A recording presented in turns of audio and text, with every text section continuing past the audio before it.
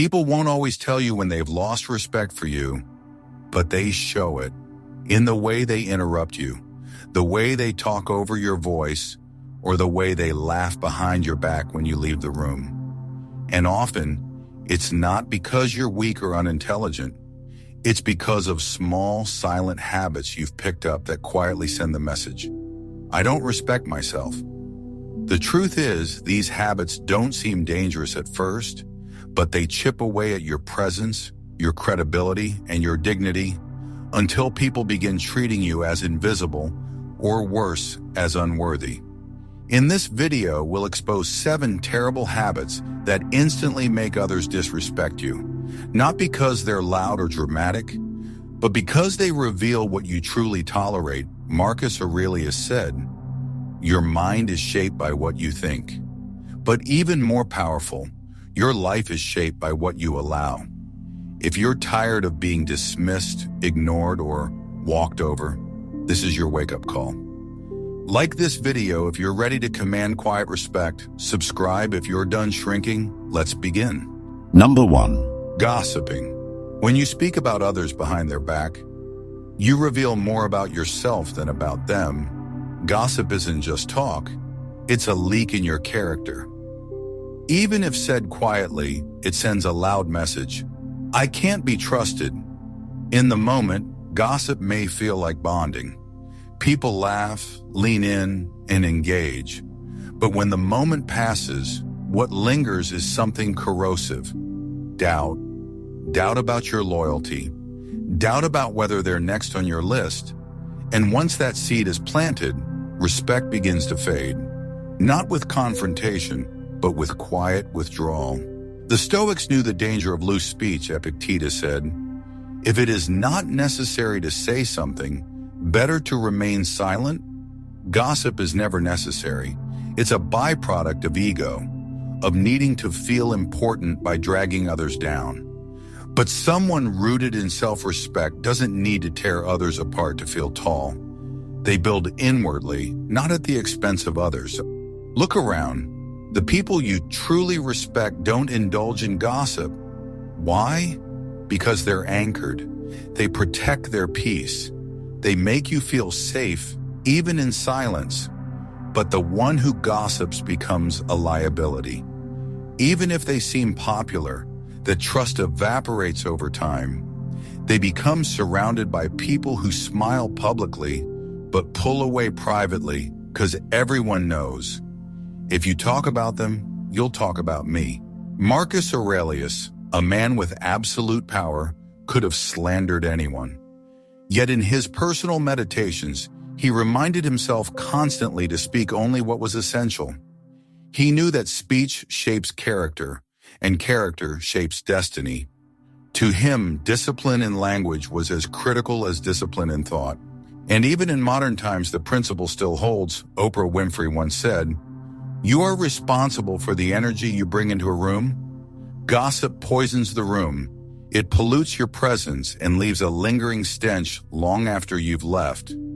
It may bring momentary attention, but it costs long-term credibility. Gossip is also a distraction. While your energy could be used for growth, for clarity, for creativity, it gets drained by the smallness of rumors and judgment. You stop focusing on your own path and get addicted to comparison. Gossip traps you in a low vibration, where envy and bitterness feel normal. But the Stoic path demands elevation. It calls you to rise above pettiness, to train your mind towards stillness and truth. And that starts with the words you speak. Worse still, gossip rewires your thinking. The more you speak ill of others, the more your brain scans the world for flaws. It becomes harder to see goodness, to trust, to admire. You become cynical, not because life is dark, but because your focus has been corrupted by your speech. That is the true cost of casual cruelty. And in the end, when you gossip, you lose something deeper than other people's respect. You lose your own. You teach yourself that your words aren't sacred, that your integrity is flexible, that your approval is worth more than your principles. But to walk the Stoic path, you must be a vault, strong, quiet, and unbreakable. You don't leak energy, you don't betray presence. You speak only when it elevates the moment. So next time the urge arises to talk about someone who isn't present, stop, ask yourself, is this kind? Is it necessary? Will this strengthen me or shrink me? If the answer is no, say nothing, because true power doesn't need to speak about others. It builds in silence, and when it finally speaks, the world listens. Number 2. Passive-aggressive behavior. Passive aggression is the art of hiding a weapon behind a smile. It's emotional dishonesty, anger cloaked in sarcasm, silence, or subtle jabs, meant to hurt without taking responsibility. On the surface, it feels controlled, but underneath, it creates a fog of tension and confusion, and slowly, it erodes the respect people once had for you. The Stoics taught that clarity is strength.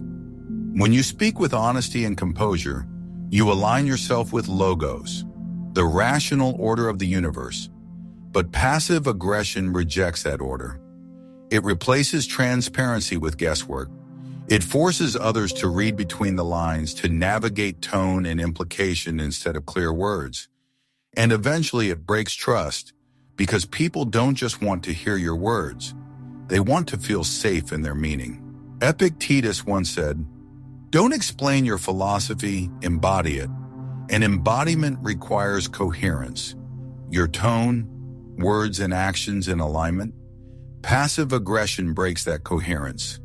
It disguises fear as control and confusion as power. But true power doesn't require disguise. It speaks with calm authority. It confronts without cruelty and sets boundaries without drama. When someone uses the silent treatment or sarcastic remarks instead of expressing how they feel, it might seem clever or emotionally superior, but in reality it's avoidance. It reveals an inability to process discomfort openly, and people notice. Most aren't offended by honesty. They're exhausted by games. They lose interest not because you have needs, but because you won't communicate them clearly. Marcus Aurelius wrote, "If it is not right, do not do it. If it is not true, do not say it." Passive aggression is neither right nor true. It's a reaction, not a response. It's a way to strike without courage, and over time, it drives people away. Not because they're cold, but because they're tired of decoding emotions they never agreed to decipher. Modern psychology agrees. Brené Brown says it simply, "Clear is kind, unclear is unkind." Passive aggression is a form of emotional unkindness, not just to others, but to yourself. It keeps you trapped in indirectness, hiding behind tone instead of standing in truth. And the price you pay is heavy. You forfeit respect, you weaken relationships, and worst of all, you lose control of your own inner clarity. The Stoic path is different. It teaches us to own our discomfort, to face difficult emotions without deflection, to say, "I feel hurt," instead of punishing others with silence, to say, "I need space," instead of withdrawing and hoping they notice. This is not weakness, it's maturity, it's self-command, and people respect it deeply. When you choose clarity over games, you stop being unpredictable. People trust you. They know where they stand with you, and even if they disagree, they'll still respect your steadiness, because emotional consistency builds credibility, and credibility is the foundation of lasting influence. But if you keep using passive aggression to avoid discomfort, the result is always the same. Distance, emotional games wear people down. They don't respond with anger, they respond with silence of their own, and eventually they walk away, not because they didn't care, but because they were tired of not knowing what you truly meant. So next time you feel yourself withdrawing, making veiled comments, or hoping someone just gets it, pause. Ask yourself, am I hiding from the truth, or am I honoring it? If your words conceal more than they reveal, it's time to change them. Because real strength is quiet, clear, and courageous. And people don't follow the loudest voice. They follow the one they can understand and trust. Number 3. Never taking responsibility. Making excuses. Excuses are the language of someone who fears ownership. They sound like protection, but they signal weakness. Every time you say, "It wasn't my fault," or "I couldn't help it," you're not just avoiding blame. You're giving away your power, and when people see that, their respect for you begins to erode. The Stoics made responsibility the cornerstone of strength. Epictetus, once a slave, said, "Seek not for events to happen as you wish, but wish for events to happen as they do, and your life will go smoothly." He wasn't promoting passivity, he was teaching clarity. You don't control events, you control your response. And your response begins where excuses end. Each excuse, no matter how small, chips away at your foundation. Over time, you teach your own mind that the fault's always out there, never in here. You become allergic to feedback, dismissive of criticism, and fragile in the face of failure. And people can feel it, they may not say it, but they notice. They stop relying on you, they stop listening to you, because the one who never takes responsibility is the one no one wants to follow. Now think about someone like Jocko Willink. Though not a Stoic by name, he lives the Stoic code. His core teaching is extreme ownership. The idea that no matter what happens, your first move is to own it. If the team fails, it's your responsibility. If the mission falters, you don't look outward. You look inward, not because everything is your fault, but because nothing gets better until someone steps up. That mindset is rare, and that's why it commands respect. There's a paradox here. Excuses feel like self-preservation, but they make you weaker. The more you blame, the more you fear being blamed. You start twisting reality to defend your image, not your integrity. But the Stoic doesn't serve their image. They serve the truth, Marcus Aurelius wrote. You have power over your mind, not outside events. Realize this, and you will find strength. His strength came not from control over others, but from relentless clarity over himself. Even in the modern world, we see this wisdom echoed. Oprah Winfrey, one of the most influential voices alive, once said, "You are responsible for your life. If you're sitting around waiting for someone to save you, you're wasting your time." That's Stoicism in practice. Taking ownership not as punishment, but as liberation. Making excuses might feel safe in the moment, but the long-term cost is high. Every excuse delays your growth. Every deflection keeps you stuck in the same story, repeating the same mistakes, and soon your life becomes a pattern of avoidance, full of missed chances and quiet regret. But the Stoic doesn't wait for perfect conditions. They act, they own their faults, and in doing so, they rise. Real strength isn't about being perfect, it's about being accountable. The people we admire most aren't flawless, they just take responsibility and they do it quickly. They don't flinch, they say, "I'll fix it," even if no one's watching. That quiet reliability builds trust, and trust over time becomes influence. So the next time you catch yourself blaming someone or something else, pause. Ask yourself, am I defending my ego or developing my character?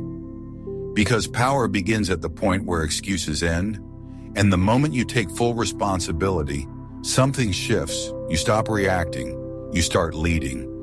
And from that place, people don't just respect you, they remember you. Number 4. Lack of basic hygiene.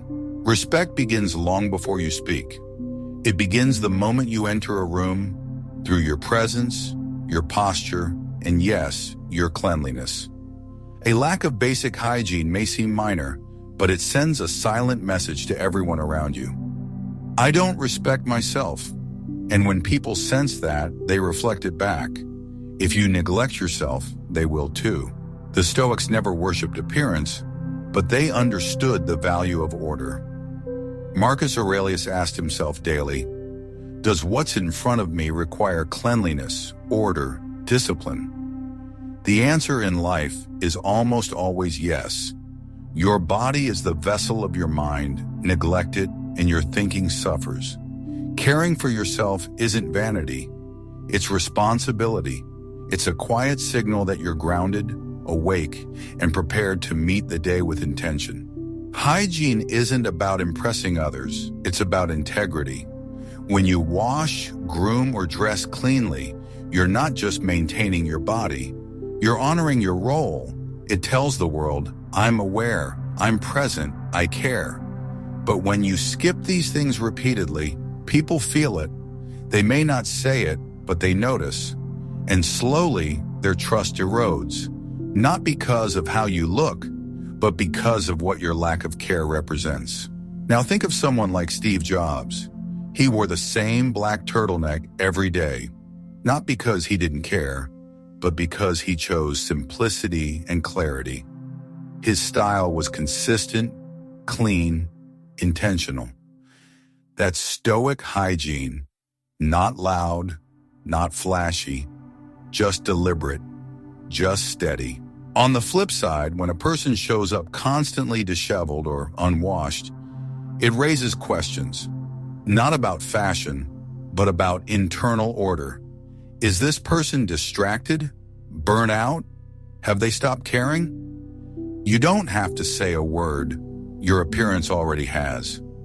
And people respond accordingly because hygiene is more than smell or appearance. It's emotional energy. It affects how others feel around you, whether they feel safe, steady, or tense.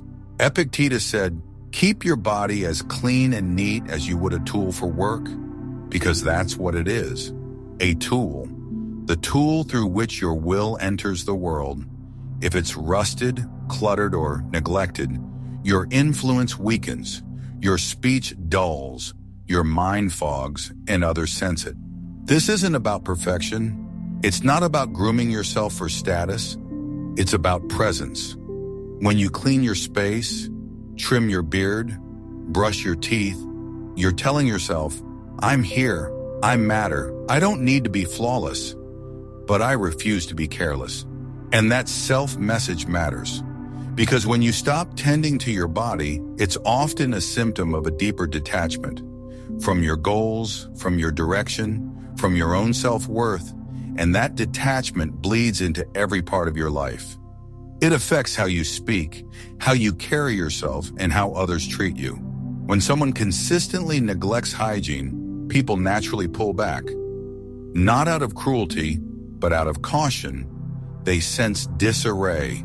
They feel the internal misalignment before a word is spoken. And respect cannot thrive where uncertainty lingers. So if you've been slipping, don't shame yourself, but also don't ignore it. Start small. Take a shower like it matters. Clean your desk. Polish your shoes. You don't need to look perfect, but you need to be in command, because when you present yourself with care, the world listens differently. Others trust what you take care of, and if you take care of yourself with discipline and clarity, people will feel it. They'll lean in, not to admire your style, but to follow your steadiness. Number 5. Constant complaining. Complaining is one of the easiest habits to fall into and the hardest to notice in ourselves. You may think it's just a way to vent, to process what's unfair or painful, but to those around you, constant complaining sends a very different message. I am powerless. I am not interested in solutions, only in sympathy. Over time, this energy quietly pushes people away, leaving you alone with your grievances. The Stoics made a sharp distinction between describing reality and fixating on what's wrong. Marcus Aurelius, who lived with pressures few could imagine, wrote, "You have power over your mind, not outside events. Realize this, and you will find strength." Complaining is the opposite of that realization. It surrenders the mind to external events. It focuses endlessly on what's lacking, never on what remains possible. At first, friends or colleagues might listen to your complaints out of care, but as the pattern continues, something shifts. They start to withdraw, not because they're heartless, but because chronic negativity drains their spirit. Your words, once met with support, now bring weariness and avoidance. People want to spend time with those who can meet adversity with clarity, not with endless grievance. Consider Viktor Frankl, who endured the unimaginable and still wrote, "When we are no longer able to change a situation, we are challenged to change ourselves." Frankl refused to let his suffering turn into endless complaint. He understood that meaning, not misery, would keep him alive.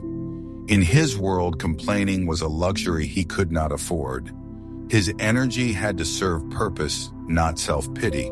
The line between honest expression and habitual complaining is thin. One creates connection, the other pushes it away. The more you complain, the more you reinforce the identity of a victim. You become the hero of your own hardship, but only in a story where you remain stuck. Over time, those around you recognize this, and their respect fades, not because you struggle, but because you refuse to move forward. The Stoic path is different. Instead of fixating on what's wrong, train your mind to see what you still possess. Practice gratitude. When you feel the urge to complain, pause, ask, "Can I solve this? Can I learn from this?" If the answer is yes, take action. If not, accept it. This shift transforms you from a victim into a person of presence. People will notice, and they'll admire your steadiness, even in hardship. Take Maya Angelou, who endured much but always chose to speak and write in a way that uplifted others. She once said, "If you don't like something, change it. If you can't change it, change your attitude." This is Stoic resilience, refusing the easy comfort of complaint and choosing the harder discipline of clarity. Chronic complaining not only costs you relationships, it weakens your own mind. It teaches you to look for obstacles, to expect disappointment. Before long, you see trouble in every shadow. Life feels smaller and smaller because your mind is always finding new reasons to suffer. So next time you catch yourself ready to complain, pause, reflect. Is this helping you or just feeding an old pattern? Every moment you resist complaint is a moment of strength. You become the author of your story, not just a spectator of your suffering. Respect is born in the presence of resilience. When you choose clarity over complaint, you become someone people trust. Not because your life is easy, but because your mind is strong. That is the quiet force of the Stoic, and why your words will begin to matter more. Not as burdens, but as lessons in how to endure with dignity. Number 6, being chronically late. Time is the only resource you can never earn back. Each day gives you 24 hours, no more and no less. When you are chronically late, you do more than disrupt schedules. You send a clear, silent message. My time is more valuable than yours. That signal, whether you mean it or not, is rarely forgiven. Over time, nothing erodes respect more quietly or more thoroughly than always being late. The Stoics saw time as sacred, Marcus Aurelius reminded himself. Do not squander time, for it is the stuff life is made of. Wasting your own time is careless, but wasting another's is a mark of disregard. Chronic lateness shows a lack of discipline and respect, both for yourself and for others. The consequences are not always loud, but they are lasting. Colleagues begin to lose faith in your promises. Friends start to show up less or expect less. The world starts to see you as unreliable, and that reputation sticks. Some believe punctuality is a minor detail, but in reality, it is a window into your character. The Stoics believe that how you do the small things is how you do everything. If you are careless with minutes, you'll be careless with words, commitments, and trust. Discipline, after all, is built in these small daily acts. When you are on time, you are saying, "I keep my word." That message is never forgotten. Consider Oprah Winfrey, who built her legacy not just on talent, But on reliability and presence, she is known for respecting schedules, honoring her commitments, and showing up prepared for every person, whether a billionaire or an intern. Her success is not just in her achievements, but in the quiet consistency with which she honors her time and the time of others. She once said, "Respect yourself and others will respect you." There are few more direct forms of respect than punctuality. People who are always late often offer explanations: traffic, lost track of time, unexpected events. But the truth is, chronic lateness is a symptom of deeper issues. A lack of planning, fear of missing out, or simply failing to prioritize the commitments you make. The Stoic path requires honesty. If you struggle with time, own it. Set reminders, leave earlier, make the changes, not just for others, but for yourself. Being late isn't just about how others see you, it's about how you see yourself. Each time you arrive late, you quietly teach yourself that your promises are flexible. Over time, that flexibility becomes your identity. Goals are pushed back, opportunities are missed, regret accumulates. But every time you arrive when you say you will, you rebuild your sense of agency and self-respect. Seneca wrote, "While we wait for life, life passes. Every minute is a gift, and to waste another's time is to waste a part of their life." Punctuality, then, is not just politeness, it is an act of care, a commitment to presence, and a demonstration of character. When you are on time, you bring clarity and calm to every room you enter. So if lateness is your habit, change it. Not by making more excuses, but by making more effort. Prepare the night before, set your clock ahead, choose to show up not just on time, but with intention. Over time, you'll notice something subtle yet profound. People will begin to trust you more. They'll open more doors, and in those small, consistent acts, you'll earn a quiet, durable respect that cannot be demanded, only demonstrated. Number 7, making excuses. Excuses are easy to create and even easier to repeat. On the surface, they feel harmless. Just small words to smooth over a missed deadline, an unmet goal, or a broken promise. But over time, excuse-making becomes a form of self-sabotage. It is the art of explaining away failure instead of learning from it. The more you reach for an excuse, the more you teach your mind that it is acceptable to fall short, as long as you have a reason. Yet in the eyes of others, excuses erode trust faster than any mistake ever could. The Stoics drew a sharp line between explanation and excuse. Seneca once wrote, "It is not that we have a short time to live, but that we waste a lot of it." To the Stoic, an excuse is wasted time. It is an investment in denial, not improvement. Instead of asking, "What can I change?" you ask, "How can I avoid blame?" This shift in perspective is subtle but deadly. It keeps you stuck in cycles of mediocrity. You cannot grow while your energy is spent defending your limitations.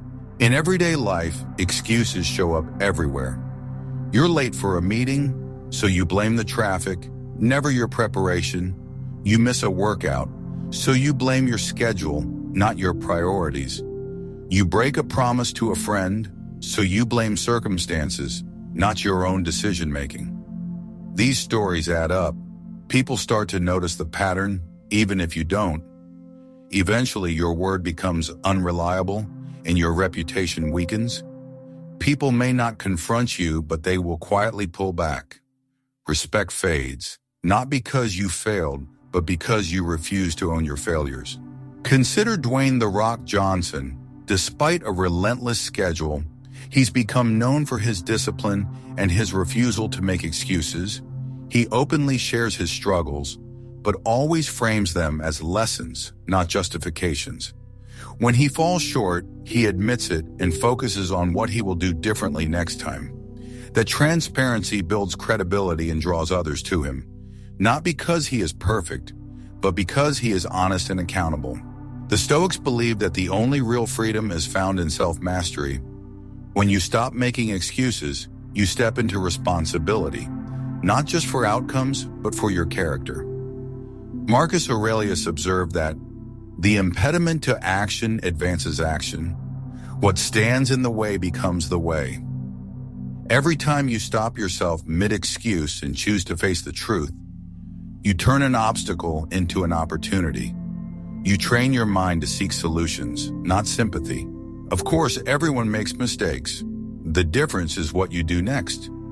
Excuse makers get stuck in endless explanations, waiting for perfect conditions before acting, always postponing change. But those on the Stoic path embrace the discomfort of accountability. They say, "This was on me, here's how I'll do better." It's a subtle but powerful shift. Others sense it, and they begin to trust you even when you stumble. Excuses also shape your internal dialogue. The more you reach for them, the more you teach yourself that progress is optional. You become tolerant of underperformance in every area of life. Your standards drop. Soon, even you begin to doubt your own promises. But when you break this habit, something changes inside.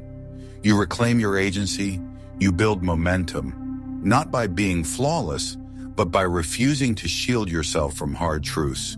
Think about the people you truly admire. They don't need to explain away their shortcomings. They confront them, learn from them, and move on. That's why people want to work with them, trust them, and follow them.